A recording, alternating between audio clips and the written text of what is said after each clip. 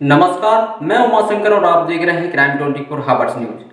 आइए नजर डालते हैं आज की मुख्य ताजा खबरों पर। जनपद जालौन में कोरोना जैसी महामारी की वजह से गरीबों को कुछ ज्यादा ही समस्याओं का सामना करना पड़ा है। वहीं मजदूरों की बात करें तो अलग अलग प्रदेशों में जनपद के मजदूर काम करके अपना पेट भरते थे, लेकिन जब से कोरोना वायरस फैला है तब से मजदूरों की नींद भी हराम हो चुकी है।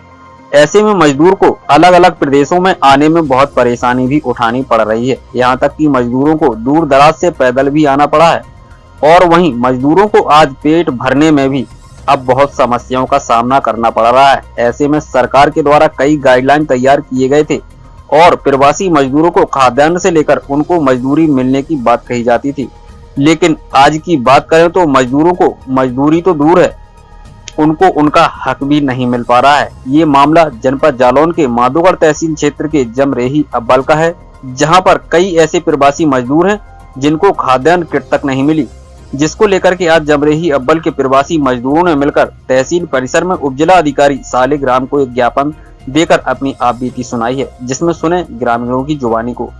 क्या नाम है तुम्हारा? योगेश कुमार। कौन से गांव से हो? ग्राम जमरेही। कहाँ रह रहे थे पिछले दिनों? आंध्र प्रदेश। किससे आए आप? घर तक किससे पहुँचे हैं? घर प्राइवेट वाहन करके आना पड़ा है, क्योंकि सरकार द्वारा मुझे कोई हेल्प नहीं की गई। मैंने सरकार के जितने हेल्पलाइन नंबर थे सब पर कांटेक्ट किया, मगर मुझे कोई किसी भी प्रकार की कोई हेल्प नहीं मिली। ना तो मुझे घर पर जो माननीय योगी जी ने कहा था कि होम क्वारंटीन होना है, हम घर पर 14 दिन के लिए होम क्वारंटीन हुए।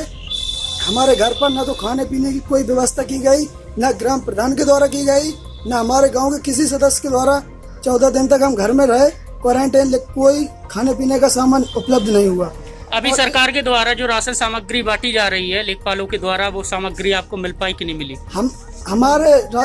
हमसे कहा गया था कि आपको मिलेगा। हमारा नाम जो हमारे गांव के नेकपाल साहब हैं उन्होंने भी लिखा, और जो सचिव है उनके जरा भी हमने अपना नाम लिखवाया।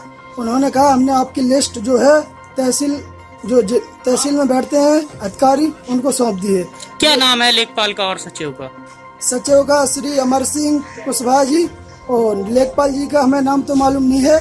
नहीं, सचिव का नाम है। अभी आपने उपजिला अधिकारी को ज्ञापन दिया, क्या आश्वासन मिला उधर से?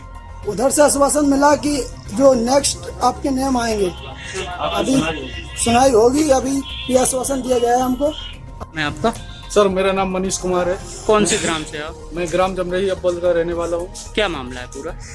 मामला कुछ नहीं है सर जी, जो भी ये राशन किट सामग्री बांटी गई है न तो हमारे गांव में किसी को मिली है, और जो लिस्ट भी ग्राम सचिव को पेश की थी उसमें भी कोई नाम नहीं है। ऐसे कितने लोग हैं जिन्हें अभी राशन सामग्री नहीं मिल पाई? कम से कम हमारे गांव में ऐसे 100 लोग होंगे जिसे अभी कोई राशन सामग्री नहीं मिली। कहाँ रह रहे थे ये लोग? कहाँ कहाँ रह रहे थे? अलग अलग प्रदेशों में रह रहे थे या फिर यहीं कहीं अपने ही प्रदेश में रह रहे थे? नहीं सर, सभी लोग अलग अलग प्रदेश में रहे। कोई महाराष्ट्र में था, कोई गुजरात में था, कोई आंध्र प्रदेश में था, कोई पंजाब में था, कोई हरियाणा में था।